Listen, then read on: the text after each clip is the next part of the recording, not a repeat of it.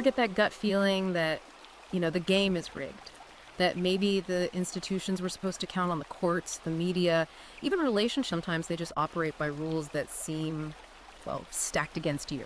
Well, you're definitely not alone in feeling that. Let's dive straight into it today because we're looking at an ebook that tackles this head on. It explores this idea that the foundations of our society have been fundamentally changed. And change in a way, the author argues, that doesn't necessarily benefit everyone, particularly men. Exactly. So what we have is this ebook that really tries to examine the history of our institutions and norms, but through a very specific lens. A very provocative one, you could say. The core argument presented is that feminist and Marxist ideologies have really reshaped these structures. And the result, tangible disadvantages for men in, well, quite a few areas of life.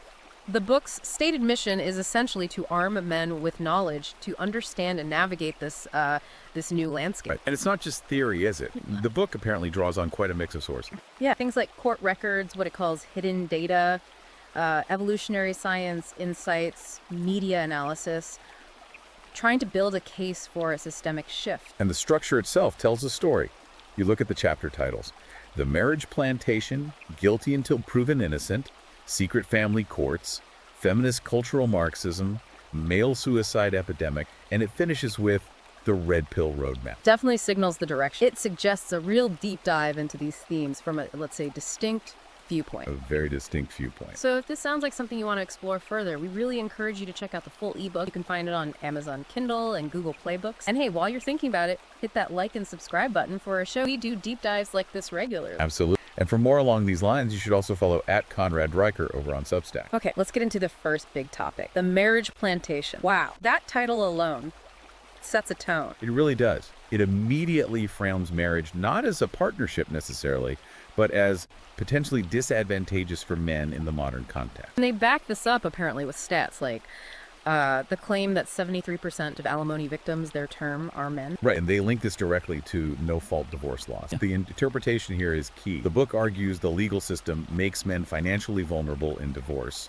regardless of who did what. Yeah, and it mentions that Forbes piece, the one calling alimony reparations for patriarchal oppression. Apparently the comments section, well, it got intense. Mentions of male suicide even. Which underscores the high stakes the author believes are involved emotionally and financially for men going through divorce. It paints a pretty grim picture of the potential fallout. And it's not just the legal stuff. They bring in mate selection. Citing a Tinder stat now, take this as presented, claiming 90% of women swipe right, mainly on guys earning six figures. The idea being that women's preferences are sort of hardwired for resource extraction, as the book puts it. Then it contrasts historical dowries, where the man often receives something. Right, with modern alimony, which they frame as this potential never-ending payment. It completely flips the traditional financial script. Precisely. The argument is a fundamental inversion of marital financial dynamic, and they point to things like alimony insurance startup. Wait, alimony insurance? Is that real? Apparently so. The book presents it as men literally betting against their own marriages lasting, which is quite a stark indicator of the perceived risk. Wow. Okay, so does it offer any fixes? Or just problems? Well, it mentions tactical fixes. Prenups, for example. Yeah. Cites a stat 62% stick if signed 6 months before the wedding. Even suggests looking into Bermuda law for prenups. Interesting. Bermuda law. Okay, but the bottom line conclusion for this chapter is pretty strong. It is. The ebook essentially concludes that marriage, as it stands today, really only works for men if they're the ones setting the rules. That's a heavy conclusion. It really advocates for a significant shift back in power dynamics within marriage. That seems to be the core message of that section, yes. A reassertion of male control is a necessary step to mitigate these perceived risks. All right, let's shift gears. The next chapter, Guilty Until Proven Innocent. This one tackles the justice system, or at least perceptions of it. Yeah, it argues that a fundamental principle, innocent until proven guilty, is being eroded. It uses examples like a college student supposedly expelled just for ghosting someone. Ghosting, expelled. Seriously. That's the example given. And Title IX tribunals are brought up as well, suggesting a departure from traditional due process, especially on campuses. And then there's that statistic, the claim that 1 in 10 men face false accusation. Which is a really jarring number, if accurate. The book even mentions that false accusation prank trend on TikTok. Oh, I think I heard about that. Terrible. Right. The author uses it to highlight what they see as a dangerous disconnect, that the devastating impact of false accusations isn't fully understood or taken seriously by everyone. They bring up the Emma Sulkovich case at Columbia, too. Yes, as a key example, highlighting how the accuser received accolades, while the accused man, regardless of legal outcomes, faced severe professional consequences, making him essentially unemployable, the book claimed. So the argument is that the accusation itself becomes the punishment, almost. That's the implication, that the process or the public reaction can inflict damage even without a formal finding of guilt. It emphasizes this idea of male vulnerability. Title IX, again, the book claims 40% of campus complaints under Title IX are baseless. 40%. It's a huge number. And this leads to the suggestion, well, the rather unusual suggestion that men should wear recording necklaces. Recording necklaces to document interaction. As a form of self-protection, it paints a picture of a climate where men feel they need constant documentation just for everyday interaction. That's quite something. Then it throws out even bigger numbers, like 262,000 bogus claims across NATO countries. And that wild story about the Carano guy. The microwaved cat, which turned out to be a parakeet, and he lived in a yurt. Yeah. It sounds almost unbelievable, but it's used to illustrate the potential for absurdity and injustice within these systems. These extreme anecdotes serve to amplify the sense of risk, the feeling that men can be vulnerable to even bizarre accusations. The chapter also mentions the Duluth model, funding for gender studies, and frames the feminist view of due process as a patriarchal construct. Tying it back to the broader ideological critique. And it finishes by citing Joe Rogan's Due Process Fridays segments. Right. Claiming they outperform Biden's approval rating, a clear nod to a specific audience sentiment there. Trying to connect the issue to a perceived mainstream dissatisfaction with how accusations are handled. Okay, next up. Secret family courts. The title itself suggests a lack of transparency and fairness. Exactly. It dives right into the perception of bias against men in family law. We get anecdotes like a dad on Reddit supposedly stopped from teaching his son to weld because it was too masculine. Too masculine. Wow. And the UCLA professor docking grades for toxic tone. These examples are clearly chosen to resonate with concerns about anti-masculine sentiment influencing decisions in courts and even education. They definitely hit a nerve. Then there's a really striking claim about evidence that 70% of family court evidence is hearsay, compared to just 2% in criminal cases. That disparity is presented as a major issue, suggesting lower standards of proofs in family court that, the author argues, disadvantage men. And the anecdotes get tougher. The Texas dad whose toddler's drawing was called Child. Yes, or the Colorado mechanic losing his home after divorce. The Michigan guy supposedly trading toolboxes for gavels in protest. Symbolic. It all paints a picture of lost agency, lost livelihoods. Devastating consequences, presented as stemming directly from these court processes. And it keeps going. The Minnesota dad and the Big Bird incident. The Florida father jailed for missing child support while he had cancer. These are extremely emotive examples, likely intended to showcase the system as potentially arbitrary, punitive, and lacking compassion, especially towards fathers in difficult situations. It's a very bleak portrayal of the family court system. Deeply critical, yes. Which leads into the next chapter, feminist cultural Marxism. This sounds like where the ebook tries to tie it all together ideologically. Pretty much. It introduces this term, feminist cultural Marxism, as the underlying force supposedly undermining institutions.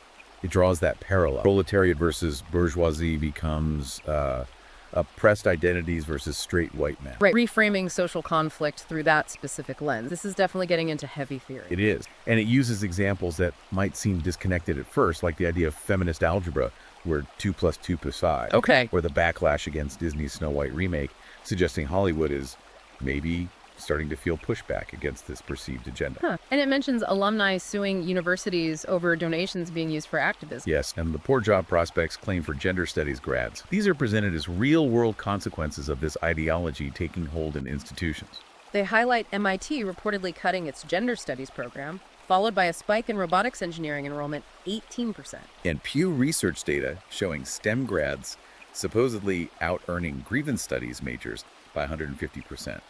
Bold claims trying to link academic focus to economic outcomes.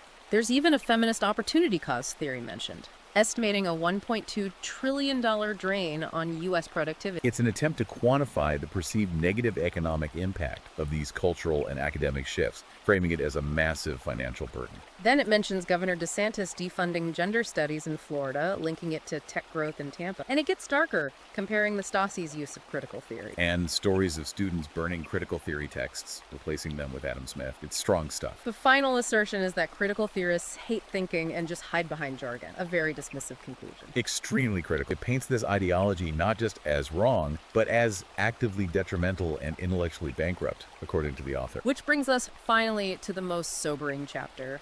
Male suicide epidemic. This connects all the previous threads to a tragic outcome. Yes, it aims to draw a direct line from the issues discussed: divorce, courts, accusations to male suicide rates. The statistic cited is stark.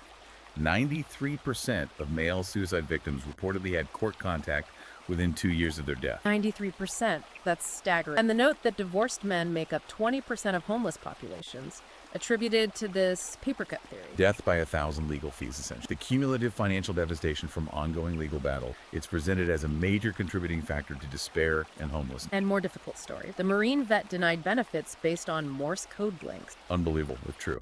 And revisiting the Florida father jailed during chemo for missing child support, these really hammer home the perceived inhumanity of the system. Discusses the weaponization of Darwin, male disposability, and family court, concepts that are pretty bleak. Very bleak. The idea that society, or the system, views men as expendable once they're no longer fulfilling a specific provider role. It even mentions an app, the Deadbeat Shield, for crowdfunding legal fees. Which highlights the financial desperation some men apparently face in these situations. Exactly. And the chapter ends by contrasting the historical rights of the Roman paterfamilias, the head of the household, with modern fathers needing permission for basic parenting. Leading to that final, powerful statement. The system's not broken, it's rigged. That really is the ultimate conclusion of the ebook's argument. It's not incompetence, it's intentional bias. Wow.